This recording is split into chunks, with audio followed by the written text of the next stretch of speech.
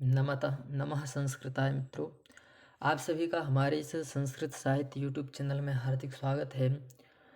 तो जैसा कि आप लोग जानते हैं कि हम लोग मनुस्मृति पढ़ रहे हैं। तो मनुस्मृति के उसी श्रृंखला में आज यह द्वितीय पाठ है। तो इसमें कल हम लोगों ने 40 नंबर कारिका तक देखा था। आज हम लोग उससे आगे चलेंगे। अभी कुछ कारिकाएँ यहाँ पर दिख रही हैं, तो उन कारिकाओं का जो है हम लोग आवृत्ति तो कर लेते हैं। तो कहते हैं यहाँ पर कि एते मनुस्तु सप्तान यान अस्त्रजन भूरि तेजसः देवान् देवनिकायांश्च महर्षिश्चाम इतोजसः यक्ष रक्षः पिशाचांश्च गन्धर्वाप्सरसोऽसुरान् नागान् सर्पान् सुपर्णांश्च पितॄणांश्च पृथग्गणम् विद्युतोऽशनिमेघांश्च रोहितेन्द्रिधनुंषि च उल्कानिर्घातकेतूंश्च ज्योतिंषिच्चावचानि च किन्नरान् वानरान्मत्स्यान् विविधाश्च विहङ्गमान् पशून् मृगान् मनुष्यांश्च व्यालांश्चोभयतो दत्तः। फिर कहते कृमि कीट पतंगाश्च यूकामक्षिकमत्कुलं सर्वं च दंसमसकं स्थावरं च पृथक विधम। इस प्रकार से हम लोगों ने 40 नंबर तक देखा था। आज उससे आगे चलते हैं। तो आगे कहते हैं कि एवं एतैः इदं सर्वं मत्नियोगात् महात्म्यभिः यथा कर्म तपोयोगात् सृष्टम स्थावर जंगमम।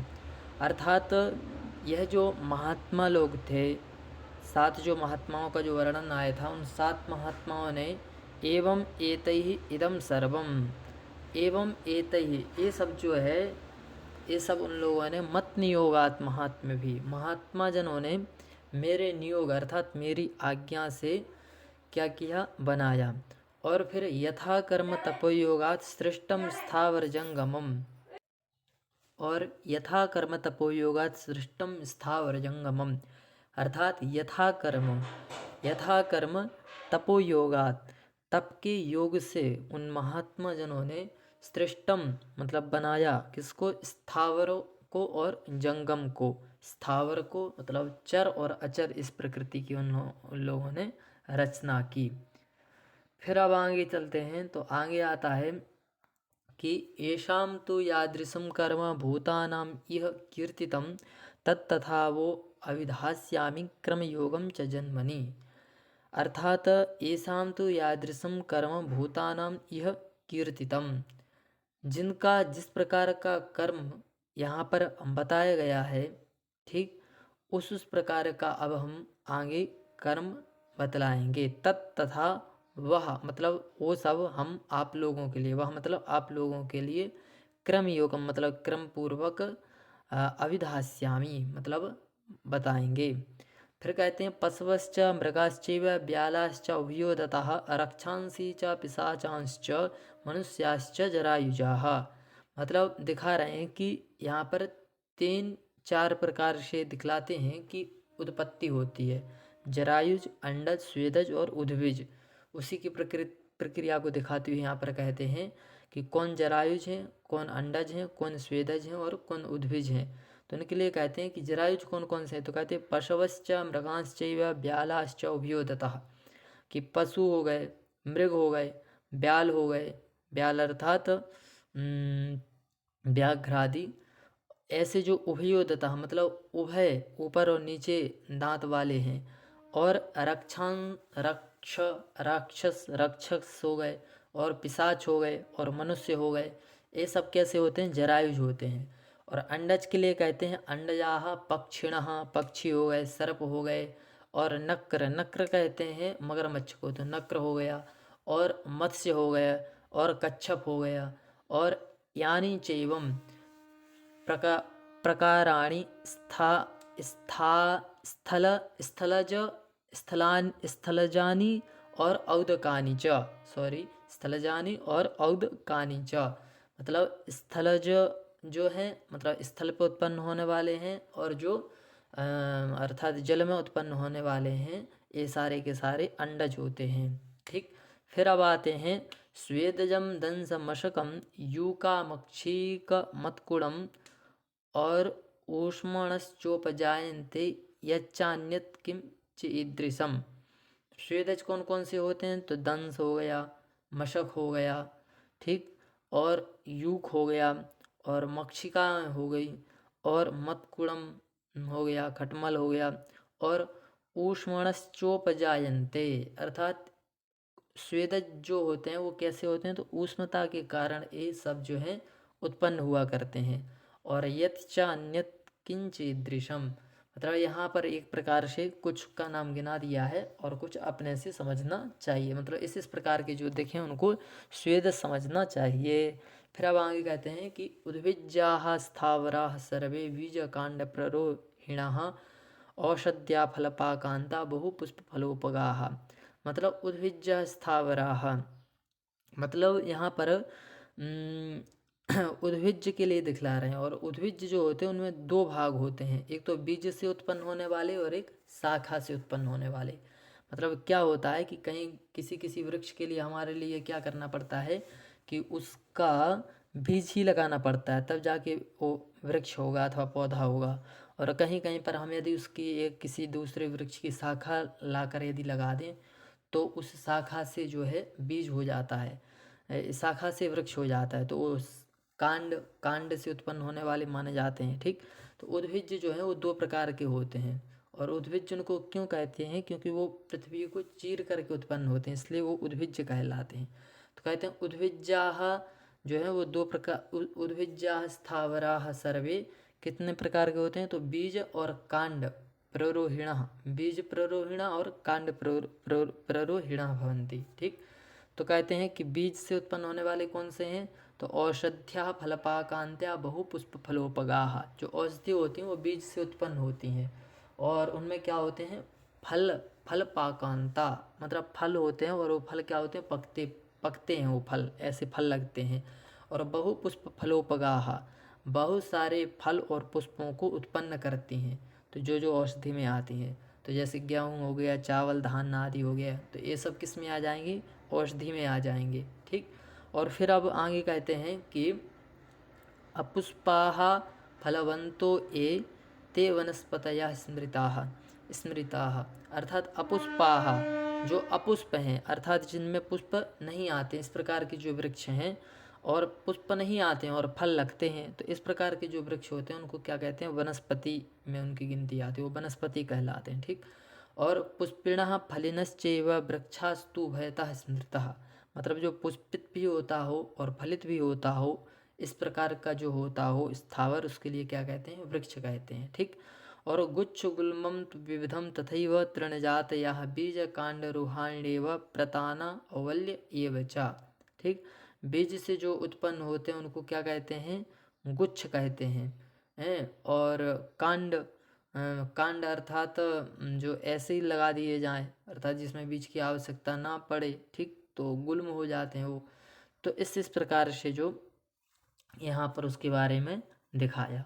फिर अब आगे चलते हैं, तो आगे कहते हैं कि तपसा बहुरूपेण वेष्टिताः कर्महेतूनाम् अन्तःसंज्ञा भवन्ते ते सुखदुःखसमन्विताः। तपसा बहुरूपेण वेष्टिताः कर्महेतूना, अर्थात यहाँ पर कह रहे हैं अब कि यह जो होते हैं, यह वृक्षों के बारे में कह रहे हैं कि यह जो वृक्ष होते हैं ये कैसे होते हैं? तो कर्म हेतु न वेष्टिताः, अर्थात अपने कर्मों के द्वारा ही ये उत्पन्न होते हैं। और तप तमसा बहुरूपेण, अत्यधिक अज्ञानता के कारण और अपने कर्मों के द्वारा ही क्या होते हैं? उत्पन्न होते हैं। और अंतःसंज्ञा भवन्ते ते, मतलब ये क्या होते हैं? अंतःसंज्ञा मतलब जीवधारी होते हैं, इनके अंदर भी जीव होता है, ठीक। और इनके लिए भी सुख दुख समन्विताः, ये भी सुख और दुख से समन्वित होते हैं, इनमें भी सुख दुख होता है, ठीक। फिर कहते हैं एतत् अन्तास्तु गतयो ब्रह्माद्या समुदाहृताः घोरे अस्मिन् भूत संसारे नित्यं सतत यायिने। अस्मिन् घोरे भूत संसारे नित्यं सतत यायिने, नित्य ही चलने वाली यह ब्रह्माद्याः एतद् अंतास्तु, ब्रह्मा से लेकर के एतत् अर्थात जो हम लोग आसपास देखते हैं, इस इस तक जो जो भी चीज़ दिखती है ये सब क्या है, निरंतर चलने वाली चीज़ है। ठीक। और फिर कहते हैं एवं सर्वं ससृष्ट्वैदं माम चाचिन्त्य पराक्रमः आत्मनि अंतर्दधे भूया कालम कालेन पीडयन्। मतलब एवं सर्वं ससृष्ट्वेदम, इस प्रकार से उस परमात्मा ने सब कुछ बना करके, और माम चा अर्थात मुझे भी बना करके, मनु कहते हैं मुझे भी बना करके, और अचिंत्य पराक्रमः, उस अचिंत्य और पराक्रम परमात्मा ने आत्मनि अंतर्दधे भूयः, अपने अंदर जो है बाद में क्या करते हैं, सब कुछ अपने अंदर क्या कर लेते हैं, विलीन कर लेते हैं। और कालम कालेन पीड़यत, अर्थात एक काल से दूसरे काल को क्या कर देते हैं, पीड़ित कर देते हैं। मतलब कि जो सृष्टि काल है, सृष्टि काल के लिए प्रलय काल के द्वारा पीड़ित कर देते हैं, मतलब काल के द्वारा काल को ही नाश कर देते हैं। फिर अब आगे कहते हैं कि यदा स देवो जागर्ति तदेव चेष्टते जगत। ठीक। कहते हैं कि यदा सदेवो जागर्ति तदेव चेष्टते जगत यदा स्वपिति शांतात्मा तदा सर्वम निमीलति। अर्थात जब वह परमात्मा, जब वह ईश्वर क्या करता है, जागता है, यदा सदेव जागर्ति तदेव चेष्टते जगत, सारा संपूर्ण जगत तभी क्रिया करता है, तभी चेष्टा करता है। और यदा सुपिति शांतात्मा, जब वह परमात्मा क्या हो जाता है, स्वपिति अर्थात शयन करने लगता है, शयन में पहुंच जाता है, तो उस समय क्या होता है कि यदा सुपिति शांतात्मा तदा सर्वम निमीलति, उस समय सब कुछ क्या होता है, निमीलति अर्थात सब कुछ शांत सा हो जाता है। और फिर कहते तस्मिन् सुपिति तु स्वस्थे कर्मात्मानः शरीरिणः स्वकर्मभ्यो निवर्तन्ते मनश्च ग्लानिम रिच्छति।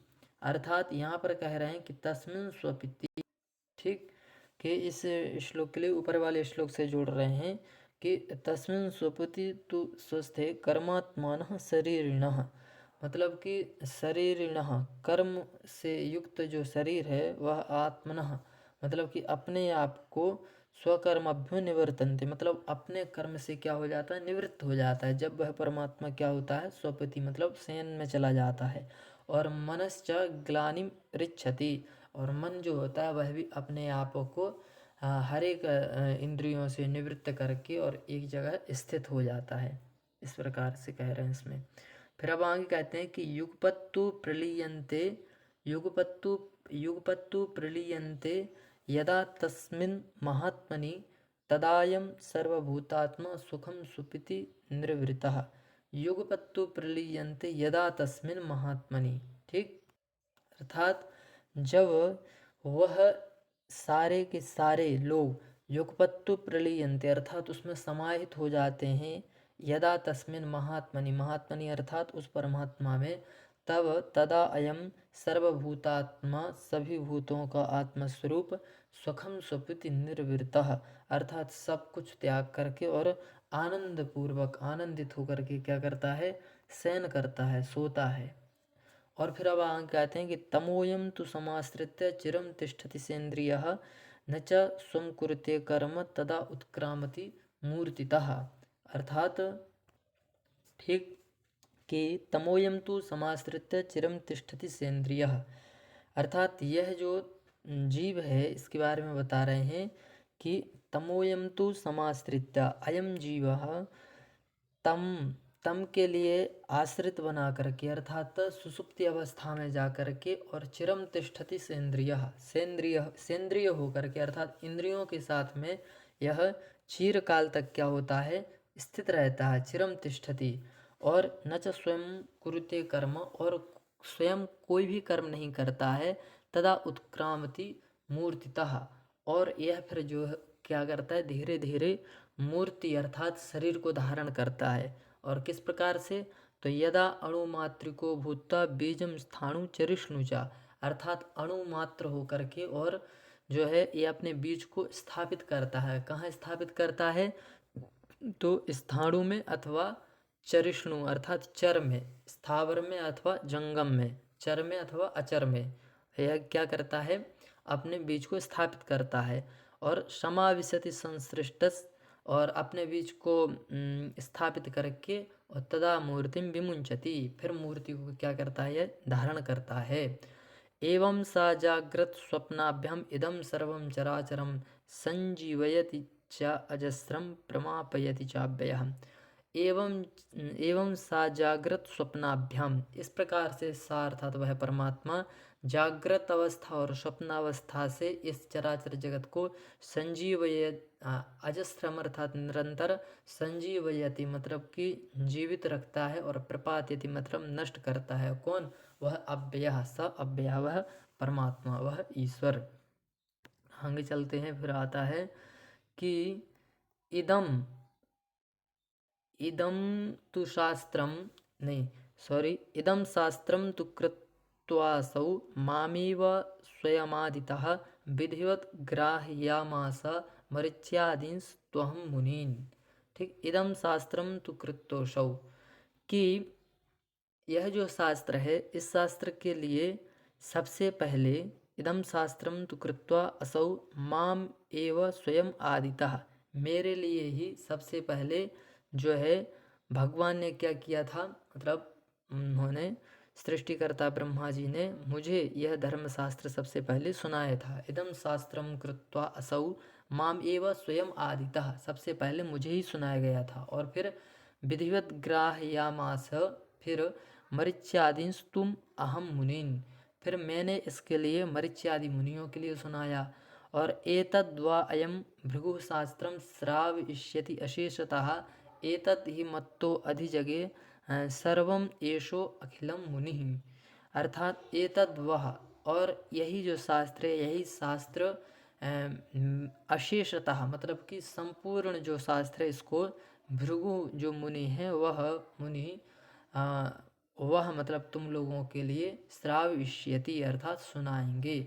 एतत् ही मत्तो अधिजगे, एतत् ही मत्तो अधिजगे अर्थात यही मेरी आज्ञा, अर्थात मेरी आज्ञा पा करके और तुम लोगों को सुनाएंगे। एतद् ही मत्तो अधिजगे सर्वम एषो अखिलम मुनि, तुम सभी मुनिजनों के लिए यह सुनाएंगे। और ततस्तथा सत्यनोक्ता महर्षि मनुना भृगुः तान ब्रवीद ऋषीन् सर्वान् प्रीतात्मा श्रूयतामिति। ततस्तथा स तेनोक्ता, तेन मनुना उक्ता, मतलब मनु ने इस प्रकार से कहा कि आप लोग सुनाइए। ठीक, तो तेन मनुना ततः उक्ता महर्षि भृगुं प्रति उक्तः, और तान ब्रवीद ऋषीन्, ऋषीन् तान ब्रवीद मतलब ऋषि ने उन लोगों को कहा, किसको? जो बैठे थे, जो ऋषिगण बैठे थे, उन लोगों को कहा कि सर्वान् प्रीतात्मा श्रूयताम इति, अर्थात सभी प्रसन्न चित्त होकर के और सुनिए। सर्वान् प्रीतात्मा श्रूयताम इति। फिर कहते हैं स्वयं भुवस्यास्य मनुः षड्वंस्या मनवो परे सृष्टवन्तः प्रजः स्वा महात्मानो महोजसः, अर्थात यहाँ पर कहते हैं कि स्वयं भुवस्यास्य मनु, अर्थात जो यहाँ पर हुआ क्या कि सबसे पहले स्वयंभू मनु के वंश में 6 मनु और हुए। स्वयंभू इनके उनमें क्या हुए कि स्वयंभुवास्य मनोः, स्वयंभू जो मनु थे उनमें षड्वंश्या मनवो अपरे, अपरे मनु, अपर मनु भी उत्पन्न हुए। 6 अपर मनु उत्पन्न हुए, जिन्होंने सृष्टवन्तः प्रजा स्वास्वः, अपनी अपनी प्रजा को उत्पन्न करके, और महात्मानो महौजसा, उन महात्माओं ने अत्यधिक ओज वाले महात्माओं ने, महान ओज वाले उन महात्माओं ने अपनी अपनी प्रजा की सृष्टि की। और स्वरोचिषश्चोत्तमश्च तामसो रैवतस्तथा चाक्षुषश्च महातेजा विवस्वत्सुत एव च, मतलब उनके नाम गिना रहे हैं कि कौन कौन से वो 6 अन्य मनु थे। तो कहते हैं स्वरोचिष, उत्तम, तामस, रैवत, स्वरोचिष 1, उत्तम 2, तामस 3, रेवत 4, चाक्षुष 5, महातेजस, चाक्षुष 4, महातेजस 5, और विवस्वत सुत अर्थात वैवस्वत, इस प्रकार से 6 मनु, इस प्रकार से जो हैं 6 मनु अन्य मनु थे। ठीक, और अब जो है एक प्रकार से यहाँ से मनवंतर आदि जो काल होते हैं उन मनवंतर कालों की गणना यहाँ पर दिखला रहे हैं कि स्वयं भुवाद्याः सप्तैते मनवो भूरिते जसः स्वे स्वे अंतरे स्वे स्वे सर्वम इदम उत्पाद्य आद्य पुश्चराचरम। फिर कहते हैं निमेषा दश चाष्टौ च काष्ठा त्रिंशत्तु ताः कला त्रिंशत् कला मुहूर्ता स्यात् अहोरात्रम तु तावतः। अर्थात निमेषा 10 निमेष जब होते हैं तब जा कर के निमेषा 10 अष्टौ अर्थात अष्टौ 10 अष्टादश जब निमेष होते हैं तब जा कर के एक क्या बनती है, काष्ठा बनती है। और काष्ठा 63 ताः कला अर्थात 63 जब काष्ठा बनती हैं तब जा कर के एक कला बनती है। ठीक, और जब 63 कला बनती हैं तो 63 कलाओं का एक मुहूर्त होता है, मुहूर्ता स्यात्। और अहोरात्रम तो तावतः अर्थात जो 30 जो मुहूर्त होते हैं उनका एक अहोरात्र होता है। और अहोरात्रे विभजते सूर्यो मनुष्य दैव के अर्थात अहोरात्र जो होता है उस अहोरात्र का विभाजन कौन करता है, तो सूर्य करता है। अर्थात अहोरात्र अर्थात दिन और रात, तो दिन और रात का विभाजन कौन करता है, सूर्य।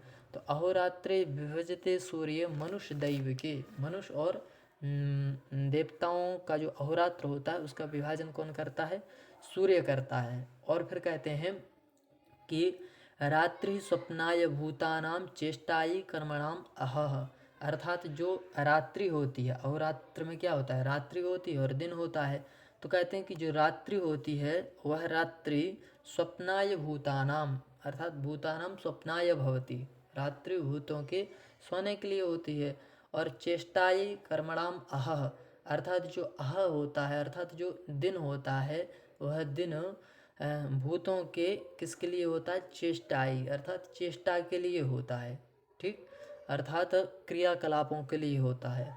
और पित्रे रात्रि अहनी मासः अर्थात यहाँ पर कह रहे हैं कि पित्रे रात्रि अहनी मासः प्रविभागस्तु पक्षयोः अर्थात जो पितृगण अर्थात पितरों की जो क्या होती है, रात और दिन होते हैं, उनके लिए मास के अनुसार उनका विभाग किया जाता है। मास में जो पक्ष होते हैं ना, कृष्ण पक्ष और शुक्ल पक्ष, उसके आधार पर इनका क्या किया जाता है, पितरों की दिन और रात्रि का विभाजन होता है। ठीक, तो कह रहे हैं कि कर्म चेष्टासु अह कृष्ण शुक्ल स्वप्नाय सर्वरी अर्थात कर्म चेष्टासु अह कृष्ण, कर्म चेष्टा करने के लिए जो कृष्ण पक्ष होता है हम लोगों का, वो कृष्ण पक्ष का क्या होता है, दिन होता है। और शुक्ल पक्ष जो होता है वह इनकी सर्वरी अर्थात रात्रि होती है। और वह स्वप्ना अर्थात सोने के लिए होती है। ठीक, अब आगे कहते हैं इसमें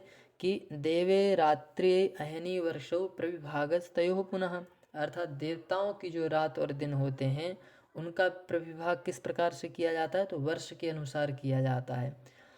तो वर्ष में क्या होते हैं, ये 6 महीने का उत्तरायण और 6 महीने का दक्षिणायन होता है। तो कहते हैं कि अहस्तत्रोदगयनम रात्रि स्यात् दक्षिणायनम अर्थात दिन क्या होता है देवताओं का, तो उत्तरायण उदगयनम अर्थात जो उत्तरायण होता है वह देवताओं की क्या होती है, दिन होता है, अह होता है। और रात्रि स्यात् दक्षिणायनम अर्थात हम लोगों का जो दक्षिणायन होता है वह देवताओं की क्या होती है, रात्रि हुआ करती है। फिर अब आगे कहते हैं कि ब्राह्मणस्य तु क्षपाहस्य यत् प्रमाणं समासतः एकैकशो युगानां तु क्रमशस्तन्निबोधत अर्थात ब्रह्मा की जो रात और दिन होते हैं उसका प्रमाण जो होता है वो समासतः मतलब संक्षेप में हम आपको बताएंगे। और साथ में ही एक एक करके एक एक सा युगानां तु क्रमशस्तन्निबोधत युगों को भी क्रम से बताएंगे। ठीक, तो कहते हैं कि चत्वार्याहु सहस्राणि वर्षाणां तत्कृतं युगम, कृतम युगम, कृतयुग कहते हैं सतयुग के लिए। तो वह जो कृतयुग होता है अर्थात वह जो सतयुग होता है वह सतयुग चत्वारि आहु सहस्त्राणि, चत्वारि सहस्त्राणि आहु अर्थात 4000 वर्षों का होता है।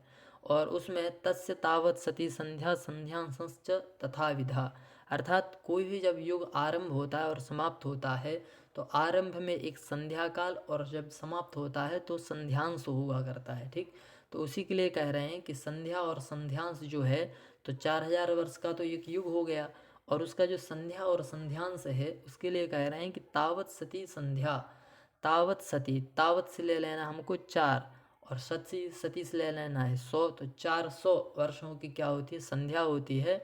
और संध्या संस्य तथा विधा, उतने ही वर्षों का क्या होता है, संध्या संध्यांश भी होता है। और फिर कहते हैं कि इतरेषु ससंध्येषु ससंध्यांसेषु च त्रिषु एकापायेन वर्तन्ते सहस्राणि शतानि च। अर्थात फिर एक युग का बता दिया, अर्थात कृतयुग का बता दिया कि कृतयुग में 4000 वर्ष होते हैं और 400 वर्ष की संध्या और संध्यांश हुआ करते हैं। तो उसी प्रकार से कह रहे हैं कि घटते क्रम में, अर्थात कृतयुग के बाद आएगा त्रेता युग, फिर द्वापर युग, फिर कलयुग, तो एक एक क्रम को वर्षों में भी घटाते जाना है। मतलब 1000 वर्षों में भी एक एक हजार घटते जाएंगे, और संध्या संध्यांश का जो 400 काल बताया उसमें से भी एक एक घटता जाएगा। तो कहते हैं कि जो त्रेता युग होगा उस त्रेता युग के वर्ष कितने होंगे, तो 3000 वर्षों का त्रेता युग होगा, और उसका संध्या और संध्यांश काल 300 वर्ष होगा। और द्वापर युग 2000 वर्षों का, संध्या संध्यांश काल 200 वर्षों का, और कलयुग 100 वर्षों का, कलयुग 1000 वर्षों का, और उसका संध्या और संध्यांश काल 100 वर्षों का होगा।